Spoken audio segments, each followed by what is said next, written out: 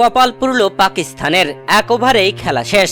একই কাণ্ড, দৌড়ে পলালো আম্পায়ার সহ বিরাট রোহিত শর্মারা। দর্শক, ভারত পাকিস্তানের হাই ভোল্টেজ ম্যাচ, তবে বৃষ্টি যেন ভেস্তেই দিল। যেখানে এই ম্যাচে শুরুতেই হয় বৃষ্টি। 1 ঘন্টা বৃষ্টি হওয়ার পরে শুরু হয় খেলা। টসে জিতে ফিল্ডিং এর সিদ্ধান্ত নেয় পাকিস্তান। যেখানে টসে হেরে ভারতের হয়ে ওপেনিং এ ব্যাট করতে আসেন রোহিত শর্মা ও বিরাট কোহলি। পাকিস্তানের হয়ে প্রথম ওভার বল করেন শাহিন শাহ আফ্রিদি। শাহিন শাহ আফ্রিদির করা প্রথম ওভারে রোহিত শর্মারা তোলে 8 রান, কোনো উইকেট হারায়নি। দ্বিতীয় ওভারে নাসিম শাহ বল করতে আসতেই শুরু হয় তুমুল বৃষ্টি।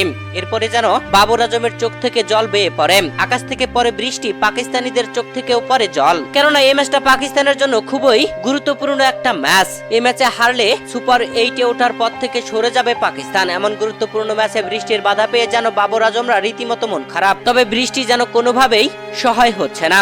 শুরুতে 1 ঘন্টা বৃষ্টি হওয়ার পরে খেলা শুরু হলে আবারও শুরু হয় বৃষ্টি।